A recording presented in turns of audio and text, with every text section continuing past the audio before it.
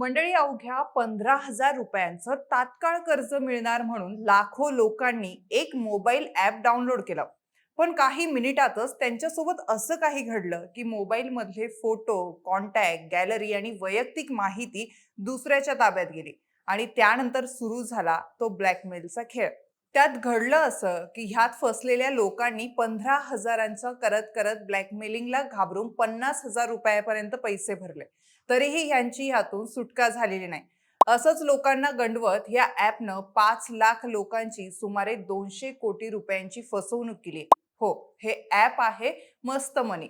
या लोन ॲपचं जाळं नेमकं कसं चाललं होतं? त्यानंतर या प्रकरणाचा पर्दाफाश केला तरी कसा? आणि तुमच्या मोबाईलमध्ये असं एखादं ॲप असेल तर तुम्ही किती मोठ्या धोक्यात असू शकता, हे सगळं जाणून घेऊया आजच्या या व्हिडिओच्या माध्यमातून. नमस्कार, मी ऋतुजा आणि तुम्ही पाहताय विषयच भारी. मंडळी, आजचा काळ डिजिटल झालाय. बँकेत चक्रा मारण्यापेक्षा आणि कागदपत्रांची प्रक्रिया यात बराच वेळ जातो. मोबाईलवर एका क्लिकवर कर्ज मिळणं कुणालाही सोयीचं वाटतं. सोशल मीडियावर, युट्यूबवर किंवा वेबसाईटवर अशा जाहिराती सातत्याने दिसत असतात. अगदी फक्त आधार कार्ड द्या आणि लगेच 15,000 रुपये मिळवा, अशा प्रकारचं आमिषही दाखवलं जातं. अनेक गरजू लोक ह्या जाहिरातींवर विश्वास ठेवतात आणि नकळत मोठ्या फसवणुकीचे बळी ठरतात. पण याच सोयीचा फायदा घेऊन काही सायबर गुन्हेगार लोकांच्या हतबलतेचा फायदा घेतात. सध्या सोशल मीडियावर आणि इंटरनेटवर प्रचंड गाजत असलेलं प्रकरण म्हणजे मस्त मनी लोन ॲप घोटाळा.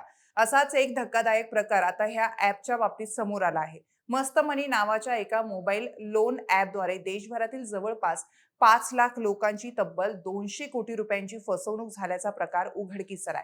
आज आपण या प्रकरणाची इनसाइड स्टोरी, पोलिसांना मिळालेले पुरावे आणि यामागील मास्टरमाइंड कसा पकडला यांचा संपूर्ण घटनाक्रम समजून घेणार आहोत, जेणेकरून भविष्यात तुम्ही अशा फसवणुकीपासून सुरक्षित राहू शकतात.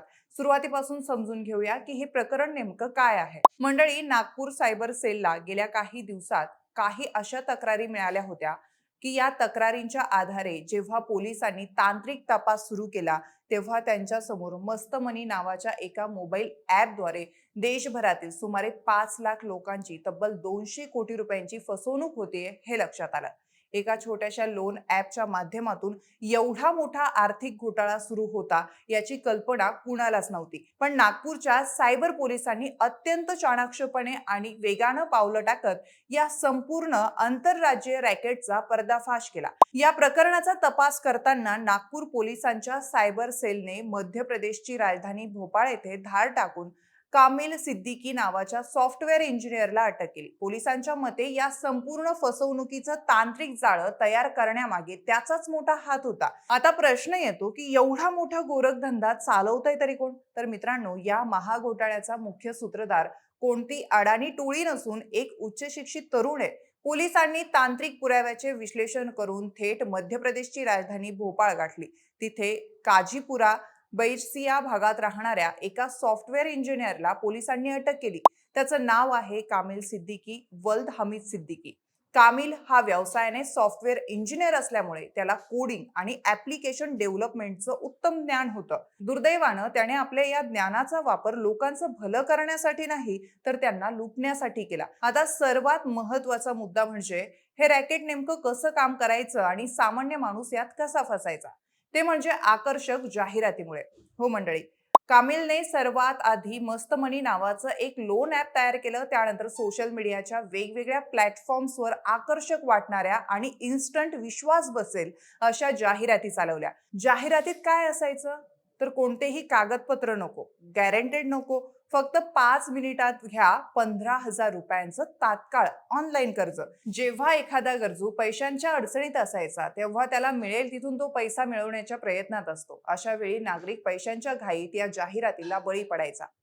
तेव्हा तो ते ॲप डाउनलोड करायचा. ॲप इन्स्टॉल करताना आपण सहसा न वाचता अलो अलोवर क्लिक करतो, बरोबर? नेमकी हीच ती चूक ठरते. जसं तुम्ही अलो म्हणता तसं तुमच्या मोबाईलमधील वैयक्तिक डेटा, तुमची गॅलरी, तुमचे खासगी फोटो, तुमचा संपर्क, तुमची संपूर्ण कॉन्टॅक्ट लिस्ट थेट आरोपी कामिलच्या सर्व्हरवर ट्रान्सफर व्हायची. म्हणजेच तुमच्या नकळत तुमच्या मोबाईलचा संपूर्ण ताबा त्याच्याकडे जायचा. एकदा का ग्राहकाचा डेटा हाती आला की मग सुरू व्हायचा खरा छळ.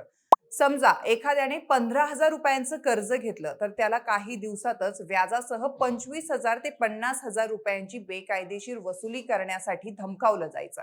आता तुम्ही म्हणाल आम्ही पैसे तर देणारच नाही, जे करायचं ते करून घे असं आम्ही त्याला म्हणू. पण मित्रांनो, गेम इथेच असायचा. जर एखाद्या पीडित नागरिकाने हे आवाजवी पैसे देण्यास नकार दिला तर आरोपींची टोळी त्याला ब्लॅकमेल करायची. त्याच्या मोबाईल मधून चोरलेले खासगी फोटो मॉर्फ करून किंवा त्याची खासगी माहिती त्याच्याच कॉन्टॅक्ट लिस्ट मध्ये असलेल्या नातेवाईकांना, मित्रांना आणि सोशल मीडियावर पाठवण्याची धमकी दिली जायची. अब्रू जाण्याच्या भीतीने अनेक सुजाण आणि सामान्य नागरिकांनी आपली मालमत्ता, दागिने गहाण ठेवून या टोळीला लाखो रुपये दिले. भीतीपोटी वारंवार पैसेही भरले, पण पैसे भरूनही त्यांची सुटका होत नव्हती. हे रॅकेट बराच काळ सुरू होतं. मात्र नागपूरमधील 2 नागरिकांनी धाडस दाखवत सायबर पोलिसांकडे तक्रार केली. त्यांनी सतत फोन, धमक्या आणि पैशांची मागणी होत असल्याचं पोलिसांना सांगितलं. नागपूर सायबर पोलिसांनी या तक्रारीची अत्यंत गांभीर्याने दखल घेतली. सायबर सेलच्या तज्ज्ञांनी बँक खात्याचे व्यवहार, आयपी ॲड्रेस आणि तांत्रिक पुरावे एकत्र केले. तपासाची चक्र फिरवली गेली आणि पोलिसांचे एक पथक थेट भोपाळला पोहोचलं. तिथे स्थानिक पोलिसांच्या मदतीने मुख्य आरोपी कामिल सिद्दीकी याच्या मुसक्या आवळण्यात आल्या. सध्या नागपूर पोलीस या आंतरराज्यीय रॅकेटची धागेदोरे कुठपर्यंत पसरले आहेत, यात आणखीन कोणते मोठे मासे अडकलेत आणि या ठगीच्या पैशाचे व्यवहार कशा प्रकारे परदेशात किंवा इतर खात्यांवर वळवले गेले याचा सखोल तपास करतायत. आता पोलीस या संपूर्ण रॅकेटचा अधिक तपास करतायत. या टोळीत आणखीन किती लोक सहभागी आहेत, 200 कोटी रुपयांचा पैसा कुठे गेला, हा पैसा देशाबाहेर पाठवण्यात आलाय का आणि या फसवणुकीत इतर कोणत्या कंपन्या किंवा व्यक्तींचा सहभाग आहे का, याचा तपास सध्या सुरू आहे. मंडळी, या घटनेतून प्रत्येकाने एक मोठा धडा घेण्याची गरज आहे. आज जरी मस्त मनीचा पर्दाफाश झालाय, पण उद्या भलतच मनी नावाने दुसरं एखादं ॲप येऊ शकतं. त्यामुळे काही गोष्टी नेहमी लक्षात ठेवायला हव्या. कोणतंही इन्स्टंट लोन ॲप डाउनलोड करण्यापूर्वी ते RBI नोंदणीकृत, NBFC किंवा अधिकृत बँकेशी संबंधित आहे का हे नक्की तपासायला हवं. कोणतंही ॲप विनाकारण गॅलरी, कॉन्टॅक्ट्स किंवा फोटोचा ॲक्सेस मागत नाही. जर कोणी मागत असेल तर सावध व्हायला हवं. अशा परवानग्या देणं म्हणजे आपल्या वैयक्तिक आयुष्याची चावी अनोळखी व्यक्तीच्या हातात देण्यासारखं आहे. जर अशा प्रकारची ब्लॅकमेलिंग किंवा ऑनलाईन कर्ज फसवणूक तुमच्यासोबत घडली असेल तर घाबरून पैसे भरू नका. तातडीने जवळच्या सायबर पोलीस स्टेशनमध्ये तक्रार करा आणि राष्ट्रीय सायबर हेल्पलाईन 1930 वर संपर्क साधा. वेळेत तक्रार केल्यास मोठं नुकसान टाळता येऊ शकतं. मंडळी, डिजिटल युगात सुविधा जितक्या वाढल्या आहेत तितक्याच ऑनलाईन फसवणुकीच्या पद्धतीही अधिक धोकादायक बनत चालल्या आहेत. त्यामुळे कोणतंही ॲप डाउनलोड करण्यापूर्वी आणि कोणतीही परवानगी देण्यापूर्वी 10 वेळा विचार करा.